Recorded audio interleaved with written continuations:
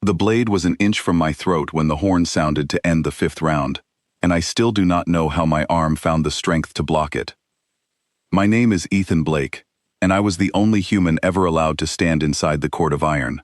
7 champions of the Kravith Dominion had been sent against me, one after another, with no rest between fights, because that was the price my people had to pay just to be heard. Lose, and Earth would remain a target. Win, and we would finally sit at the same table as the empire that had hunted us across a dozen star systems. I was bleeding from 3 places by the time the 6th champion fell. My ribs felt like broken glass held together by will alone. The crowd above me, tens of thousands of Kravith nobles, watched in a silence that felt heavier than any cheer. They had never seen a human win even once.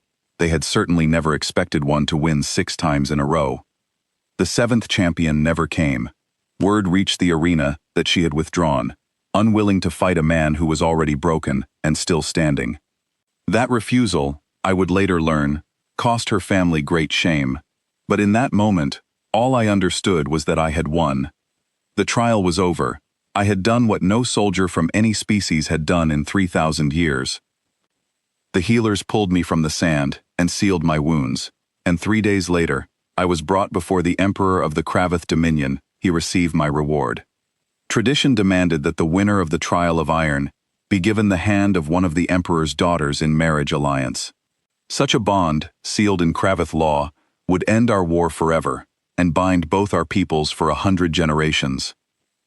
They led the 7 princesses onto a raised platform before me, each one introduced with a floating ledger above her head, listing her combat rating, her magical strength, and her political value. The eldest, a fierce warrior named Thavareth, had a record of victories longer than my entire military career. She stood with her chin high, already certain that I would choose her, because every soldier before me from every other species had done exactly that. I looked past her. I looked past the 2nd daughter, the 3rd, the 4th, all the way down the line until I reached the 7th and youngest, a small figure standing slightly apart from her sisters. Her ledger was almost empty. No combat rating worth recording, no magical strength. A note beside her name simply read, "Unfit for the trial." Her name was Elira. I said it out loud, and the entire court went still. A noble somewhere behind me whispered the word waste, loud enough for me to hear it. Thavareth's expression cracked for just a moment, confusion breaking through pride. The Emperor himself leaned forward on his throne, studying me as if I had spoken in a language he did not understand. I understood why they were confused. By every measure their culture respected, Elira was the least valuable prize in that entire hall. She had been sick as a child, left smaller and weaker than her sisters, unable to hold a blade the way Kravith warriors were trained to from birth. Her own father had barely looked at her when her name was called. She had spent her whole life being told, without anyone needing to say it directly, that she did not matter. But I had met her before that day, though she did not know it yet. 8 months earlier, after the battle near the Ashfield colony, 4 soldiers from my unit were captured and taken to a Dominion field hospital. Kravith law did not require enemy wounded to be treated with any real care, only kept alive long enough to be useful in a prisoner exchange. What actually happened to those 4 men, I only learned much later from one of them, a soldier named Nathan who could not stop talking about it once he was finally free. Nathan told me that a young Kravith woman had come to their bedside every single day, without being ordered to, without anyone watching or approving. She quietly redirected medical supplies meant for someone else, so that his fever would break instead of killing him. She sat beside him through the worst of it, speaking words he could not understand, simply so he would not be alone while he suffered. She never told her family, she never told anyone. She had no reason to expect any reward for it, because in her world, that kind of mercy toward an enemy was not something anyone would praise. Nathan did not know her name. He only remembered her face, and when I stood on that platform and looked at Elira for the first time, I recognized her instantly. The Emperor asked me, in a voice that made it clear he expected me to reconsider, whether I understood what I was choosing. He reminded me that Thavareth's bloodline carried the strongest command lineage in the Empire, that her alliance would bring warships, resources, and political weight beyond anything Elira could offer. I told him I understood exactly what I was choosing, and that was precisely why I was choosing it. I turned to face the full court. Every noble, every general, every advisor who had come to watch a human either win or die.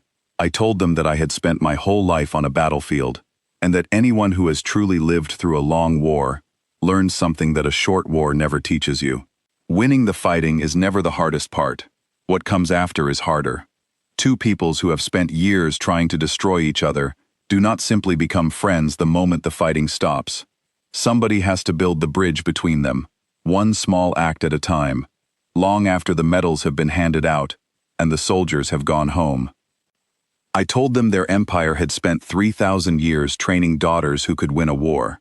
What they had never learned to train, what they had actively discouraged without realizing it, was a daughter who knew how to end one. Then I told the entire court exactly what Alira had done for 4 dying strangers on the losing side of a war she had every reason to hate. I described the fever, the quiet visits, the supplies she risked her own standing to redirect, the hours she spent simply making sure a frightened enemy soldier would not die alone. I watched the shock spread across the hall as I spoke, because none of them, not even her own sisters, had known any of it. Thevareth turned to look at her youngest sister with an expression I had not expected, something closer to disbelief than anger.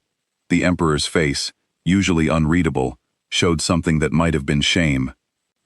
Alira herself stood frozen, both hands pressed against her mouth, as though she was trying to hold something in that had been waiting 8 months to finally break free. When she finally lowered her hands, her eyes were wet, and she looked at me not with gratitude, but with something closer to disbelief, that anyone had noticed her at all. I chose her that day, not because she was weak, and not out of pity, but because she was the only person in that entire hall who had already proven, quietly, and without any expectation of reward, that she could build the exact kind of peace both our peoples were going to need. My own commanders were not pleased when the news reached Earth. I was told, in no uncertain terms, that I had thrown away the greatest strategic alliance humanity had ever been offered. Thevareth's warships would have strengthened our defenses overnight. Alira, by their measure, brought nothing but a name and a quiet reputation for kindness that no analyst could put a number on. They were right that she brought no warships. They were wrong about everything else. In the years that followed, it was Alira who sat across from grieving families on both sides and found words that neither side's diplomats could manage. It was Alira who walked into refugee camps that generals were too afraid to enter, and who convinced frightened, angry people from 2 different worlds to sit down at the same table and simply talk.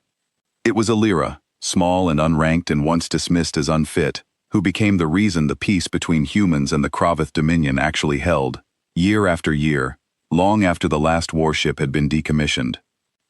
I think about that moment on the platform often, the silence, the whispered word waste, the shocked faces of an entire court that had spent 3,000 years measuring worth by strength alone. I think about how close I came to walking past her, the same way everyone else in that hall had walked past her, every single day of her life. I did not choose the weakest princess in that hall. I chose the only one strong enough to build something that could actually last. And when historians ask why our 2 peoples became allies instead of remaining enemies, I tell them it was never about who could win a fight in an arena. It was about who could sit beside a dying stranger and choose to care anyway, when nobody was watching, and no one would ever have known if she hadn't.